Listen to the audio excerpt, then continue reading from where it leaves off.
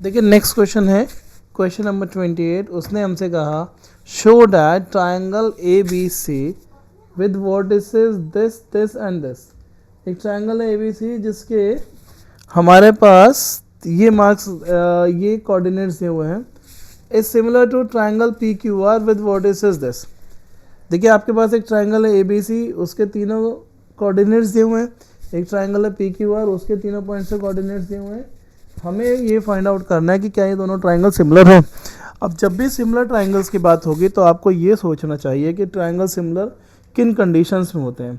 या तो उनकी तीनों साइड्स, पहले ट्राइंगल की तीनों साइड दूसरे ट्राइंगल की कॉरेस्पॉन्डिंग साइड्स के साथ सेम रेशियो में हो, या फिर एंगल्स इक्वल हो। अब क्योंकि हमें कोऑर्डिनेट्स दिए हुए तो हम एंगल तो नहीं निकाल पाएंगे इस क्वेश्चन में, तो हमें सोचना चाहिए साइड्स के बारे में। तो एक काम करते हैं, यहाँ पर सबसे इजी तरीका है कि आप तीनों साइड्स इस ट्राइंगल के, दोनों ट्राइंगल्स की कैलकुलेट कर लें और हम उसके बाद इनका रेशियो कैलकुलेट करेंगे। अगर if they are in the same ratio तो वो सिमिलर हो जाएंगे, अदरवाइज नहीं होंगे। तो साइड्स देखिए निकालने के लिए हमें कोऑर्डिनेट ज्योमेट्री का यूज़ करना पड़ेगा, क्योंकि हमने एक डिस्टेंस फॉर्मूला पढ़ा था। डिस्टेंस फॉर्मूला होता है x2 माइनस x1 का whole square plus y2 minus y1 का होल स्क्वायर। ये मैंने इधर मेंशन कर दिया है। तो मैं आपको एक डिस्टेंस ए बी कैलकुलेट करके दिखा देता हूँ। ए बी कैसे बनेगी? A B would be x2 minus x1। अगर मैं ए बी कैलकुलेट कर रहा हूँ तो ये मेरा a जो है x1 y1 हो जाएगा, b x2 y2 हो जाएगा। ओके, तो यानी कि 2 माइनस 2, 2 माइनस, और ये माइनस का 2 है तो ये प्लस 2 बन जाएगा का होल स्क्वायर, और 0 माइनस 0 का होल स्क्वायर। तो 2 प्लस 2 हो गया 4, एंड दिस इज 0 ऑब्वियसली। 4 का होल स्क्वायर 16, 16 का रूट 4, तो ये बना 4। A B is 4। In the same way मैं बी सी कैलकुलेट करने वाला हूँ। बी सी में b x1 y1 है, c x2 y2, तो 0 माइनस 2 यानी माइनस 2 का होल स्क्वायर प्लस 2 माइनस 0 इस 2 का होल स्क्वायर और इसका स्क्वायर रूट। ये बना 4 प्लस 4 8, तो बी सी इज रूट 8। इसके बाद ए सी भी कैलकुलेट कर लेते हैं। ये भी 0 माइनस माइनस 2 यानी 2 का होल स्क्वायर, तो ये भी मेरा रूट 8 बनता हुआ मुझे दिख रहा है। थोड़ा सा शॉर्टकट लिखा है मैंने, क्योंकि डिस्टेंस फॉर्मूला हम सब यूज़ कर लेते हैं। तीनों साइड्स को मैं इधर लिख देता हूँ। This is 4, this is root 8, this is root 8। आगे चल रहे जरा, पी क्यू कैलकुलेट करते हैं।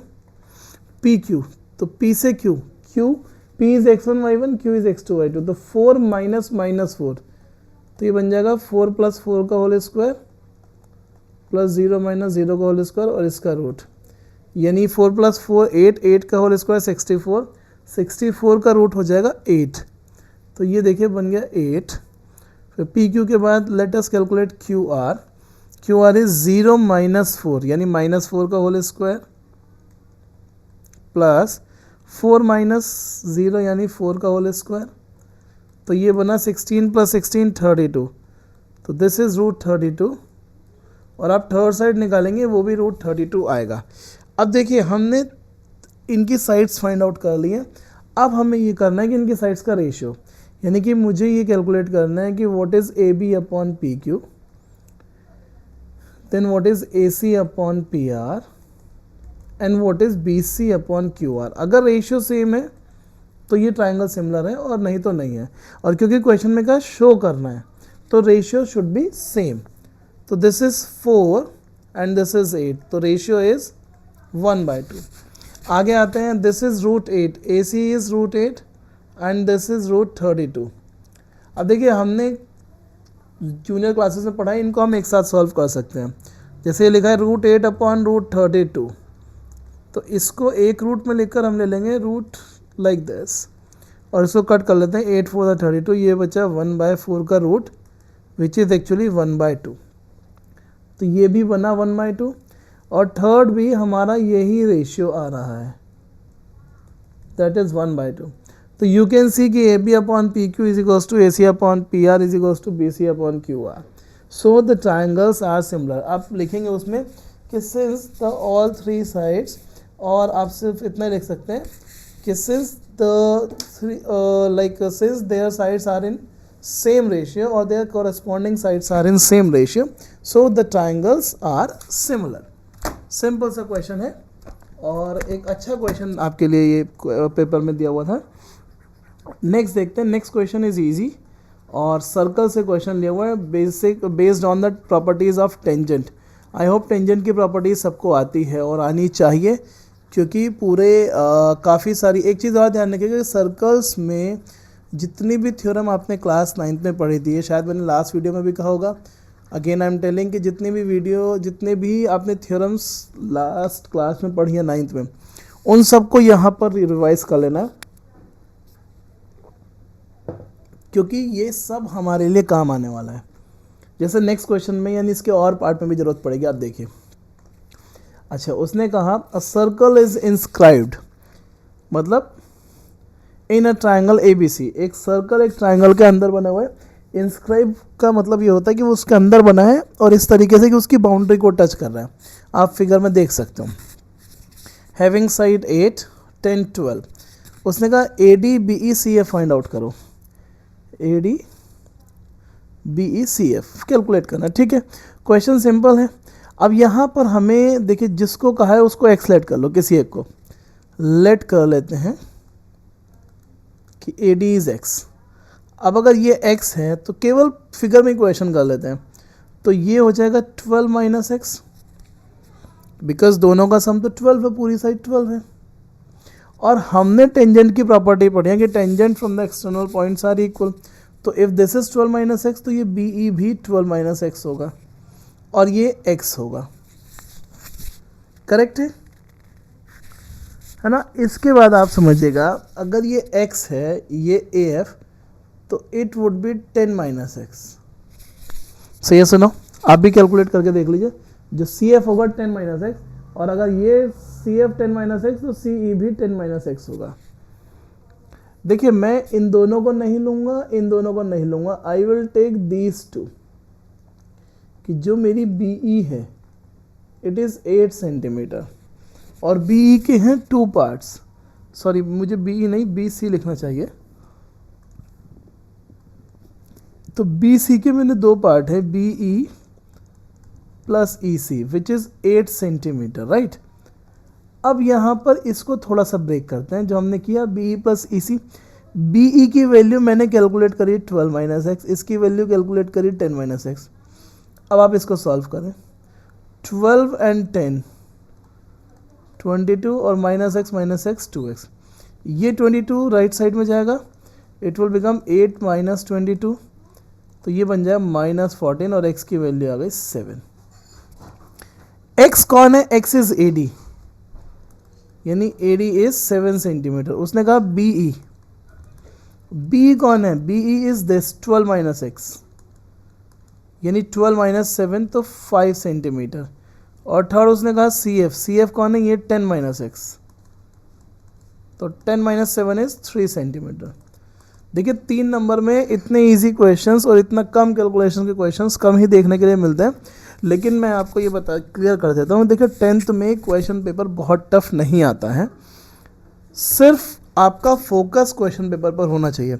एक अच्छा क्वेश्चन, सिंपल क्वेश्चन, और हमने ईजिली उसको किया है। बच्चे ऐसे क्वेश्चंस ना जनरली गलत कर देते हैं एग्ज़ाम में, कि क्यों होगा, कैसे नहीं होगा। थोड़ा सा आप लोग फोकस देके करें, बहुत बढ़िया क्वेश्चन है। ओके, चलिए नेक्स्ट क्वेश्चन करते हैं, इसी का और part. In the figure ABCD is a quadrilateral ABCD, ठीक है, एंड विथ सेंटर O, एक सर्कल है जिसका सेंटर O है। देन ही सेइंग, अब देखिए O जो है वो सेंटर है सर्कल का। CD is reduced to E in a way that ADE is 95. Okay, ADE is 95, ADE is 95, OBA is 30, हमें OAC निकालना है, OAC। उसने कहा prove that OAC is less than 20 degrees. देखिए क्वेश्चन को अलग अलग तरीके से, वो चाहता ये लिख देता prove that OAC is equal to 15 degrees या 10 डिग्रीज, उसने कहा लेस देन 20, मतलब क्वेश्चन को सिर्फ थोड़ा सा लैंग्वेज में घुमाया है। अब इसकी जब वैल्यू आप निकालेंगे तो ऑब्वियसली 20 से कम ही आएगी, तो करना हमें वो ये कि हमें OAC की वैल्यू फाइंड आउट करनी है। वो ये भी तो बोल सकता था ना कि फाइंड आउट एंगल OAC, लेकिन उसने ऐसे ना देकर इसको इस तरीके से दे दिया। बहुत से बच्चे अटक जाते हैं इन चीज़ों पर कि ये क्वेश्चन कैसे होगा। तो ये इस तरीके से, मतलब क्वेश्चन को देखकर हमें घबराना नहीं है। तो देखिए ये एंगल अगर 95 है तो ये एक स्ट्रेट लाइन है, तो बड़ा इजी सा क्वेश्चन है ये। तो ये देखिए आप, ये हो जाएगा 85 डिग्री इसका। अब हमने क्लास 9th में थ्योरम पढ़ी है कि किसी भी सर्कल में सेम आर्क से अगर मैं इसी आर्क से मान लीजिए यहाँ पर सेंटर पर एक एंगल बनाऊँ और उसी आर्क से सरकमफेरेंस पर एक एंगल बना दूँ ऐसा, तो जो सेंटर वाला एंगल है सरकमफेरेंस का डबल है। अगर ये x है तो ये 2x होता है ना। तो यहाँ पर जो एंगल AOC है it is twice of angle ADC। यहाँ जो एंगल बन रहा है ये इसका डबल होगा, क्योंकि प्रॉपर्टी वही है, AOC विल बी 70। प्रॉपर्टी वही है कि angle subtended bye an arc at the center of a circle is double the angle subtended by the same arc at any other part of the circle। यानी किसी भी circle के अंदर कोई भी सेगमेंट या कोई भी आर्क जो एंगल बनाता है सेंटर पर वो डबल होता है सरकमफेरेंस वाले एंगल का, यानी ये 85 का डबल हो जाएगा, तो इट वुड बी 170 डिग्रीज। अब मेरा O आ गया। अब क्वेश्चन हो गया बिल्कुल सिंपल। देखिए अब मैंने इसको एक अलग से ड्रॉ किया है, छोटा सा ट्राइंगल, सिर्फ समझाने के लिए। This is AO and C। I am talking about this triangle. यहाँ पर आपने ये एंगल कैलकुलेट कर लिया 170 डिग्रीज। तो what about these two angles. अब देखिए यहाँ पर OA and OC are equal because they both are radius. Radius है सर्कल की तो इक्वल होंगी। तो अगर ये एंगल x है तो ये भी x होगा। तो प्रॉपर्टी के हिसाब से x plus 170 should be 180 degrees. तो अकॉर्डिंगली तो अगर हम इसको सॉल्व करेंगे तो ये उधर जाकर माइनस होगा, तो x मेरा आ जाएगा 5 डिग्री। x कौन है? Angle OAC।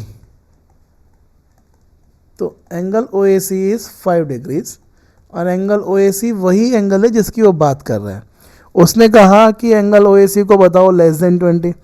हमने कहा कि हमें तो कोई दिक्कत है ही नहीं, है ना, हमने तो उसकी वैल्यू कैलकुलेट कर दी लेस देन 20। उसने कहा हम we are finding the exact value of the angle. Okay, तो this is how this question should be done. एक सिंपल सा इजी क्वेश्चन था ये भी, विच इज डन।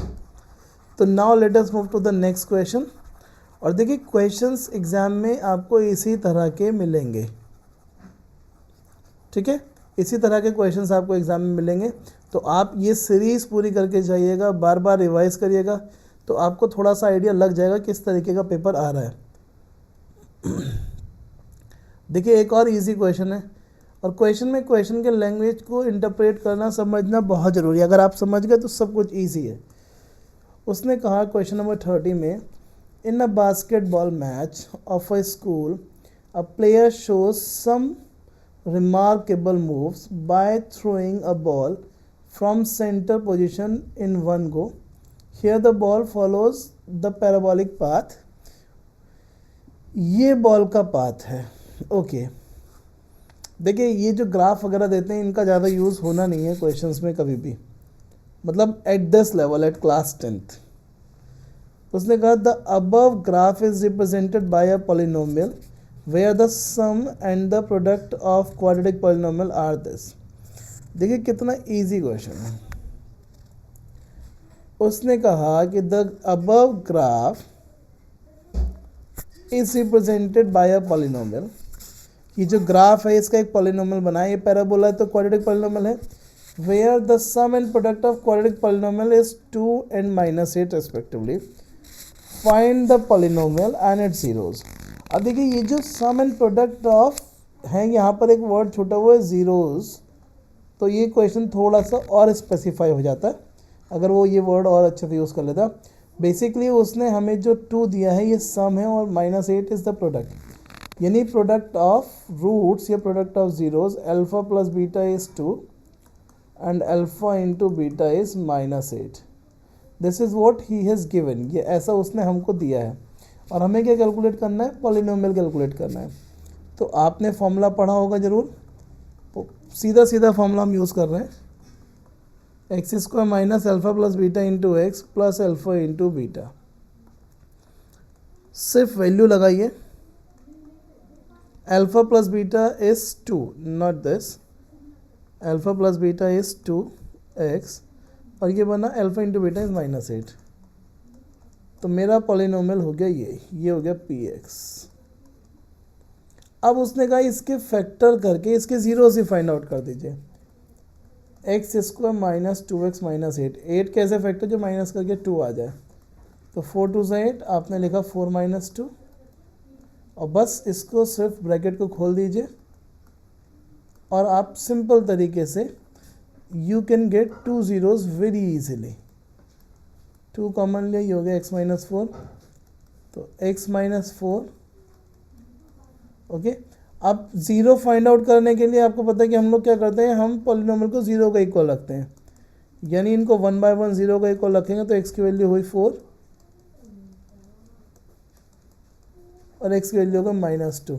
जब मैंने देखा था कि प्रोडक्ट उसमें बताया है -8, तभी हमें समझ जाना चाहिए था कि ज़ीरो समथिंग ज़ीरो कुछ ऐसे ही आएंगे, बट उसके बावजूद पूरा सॉल्व करना ज़रूरी है because this is a 3 mark question, 3 number का क्वेश्चन है, तो इसलिए आप पूरी तरीके से सॉल्व करें। देखिए एग्ज़ाम में शॉर्टकट्स यूज़ ना करें, एग्ज़ाम को बहुत सीरियस तरीके से दें, क्योंकि it's not about marks only. ऐसा नहीं कि मार्क्स, ये आपकी आंसर शीट आपकी नॉलेज को भी रिप्रेजेंट करती है, आपकी आंसर शीट ये भी रिप्रेजेंट करती है कि आपने किस तरीके से पढ़ा है, तो just right in that way. चलिए आज का लास्ट क्वेश्चन करते हैं सेक्शन सी का, क्वेश्चन नंबर 31। ये भी बहुत ईजी क्वेश्चन है। देखिए प्रोबेबिलिटी का क्वेश्चन है, 1 card is drawn from a pack of 52 cards. 52 cards, जो लोग कार्ड्स खेलते हैं उनको आइडिया होगा, जो नहीं भी खेलते हैं प्रोबेबिलिटी पढ़ रहे हैं तो ये पता होना चाहिए कि 52 कार्ड्स होते हैं, उसमें 4 कलर्स होते हैं, 13 ईच होते हैं। तो each of 52 cards being equally likely to be drawn. अगर ये लाइन नहीं भी लिखेगा तो भी आपको ये अंडरस्टूड करना है कि हाँ इक्वल अपॉर्चुनिटी है सबके पास। तो इस लाइन का कोई यहाँ पर ऐसा रेलेवेंस नहीं है, क्योंकि वो रैंडम बोल देगा यहाँ पर कि एक कार्ड हमने रैंडमली पिक कर लिया। तो रैंडम पिक करने का मतलब यही होता है कि आप बिना किसी चीटिंग के हम कार्ड ले रहे हैं। ऐसा नहीं है कि मतलब आप जानबूझ के कोई एक कार्ड निकालना है कि हाँ मुझे यही कार्ड निकालना है देखकर, नहीं, रैंडमली। अब फर्स्ट उसने कहा कि अ रेड फेस कार्ड। देखिए यहाँ पर एक वर्ड उसने यूज़ किया, फेस कार्ड। तो फेस कार्ड कौन से होते हैं, किंग, क्वीन और जैक। तो 4 king, 4 queen, 4 jack, total 12 face cards होते हैं। उसमें भी 2 कैटेगरी हैं, 6 रेड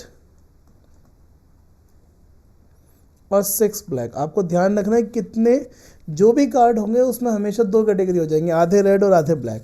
अगर 12 फेस कार्ड हैं तो उसमें से 6 रेड 6 ब्लैक, तो यानी रेड फेस कार्ड मेरे पास कितने होंगे, 6 आउट ऑफ 52। तो मेरे पास प्रोबेबिलिटी है उसके 6 आउट ऑफ 52। आप चाहें तो सैम्पल स्पेस बना के दिखाएं, और 2 से इसको काटें, 2 3 द 2 26 द, तो answer would be 3/26। Face card total 12 होते हैं, ध्यान रखना। जैसे उसने बी पार्ट में पूछा फेस कार्ड, तो फेस कार्ड इज 12 ओवर 52, और उसको हम लोग इसको 2 से कट करते हैं, 2 6 ज़ा 2 26 ज़ा, एक बार और 2 से होगा, 2 3 ज़ा 2 13 ज़ा, तो 3 ओवर 13। देखिए यहाँ पर समझने की कोशिश करिएगा आप हमेशा कि फेस कार्ड किंग, क्वीन और जैक के होता है हमारा किंग, क्यू का मतलब होता है क्वीन यानी रानी और राजा, और जैक जो होता है जो गुलाम होता है जिस पे जे बना हुआ होता है ना। कुछ लोग इसको जोकर समझते हैं, it is not joker. Joker वो जो 52 कार्ड्स हैं उसका पार्ट नहीं होता है, जोकर अलग होता है। इसका है लास्ट है 10 ऑफ ब्लैक कार्ड्स। अब देखिएगा 10 कितने होंगे कार्ड उसमें, पैकेट में 10 होते हैं 4। अगेन जो 4 कार्ड्स हैं उसको आधा आधा कर लीजिए, 2 रेड और 2 ब्लैक, यानी कि अगर 10 ब्लैक की बात कर रहे हैं तो 2 होंगे। तो 2 ओवर 52, दोनों को 2 से डिवाइड करिएगा, 1 ओवर 26। इनको पॉइंट में करने की, डेसिमल में इस तरीके से लिखने की कोई ज़रूरत नहीं है, आप सिंपली इसी तरीके से आंसर लिखेगा, आपका ये इजीली हो जाएगा। तो हमने ये हमारा थर्ड पार्ट इस वीडियो को कंप्लीट करा है। अब हम नेक्स्ट वीडियो लेकर आएंगे, फोर्थ सेक्शन डी वहाँ पर हम करेंगे, जिसमें लॉन्ग आंसर हमें करने हैं 5 मार्क्स वाले क्वेश्चंस। तो वो वीडियो आपको कल मिलेगी। तब तक के लिए गुड बाय।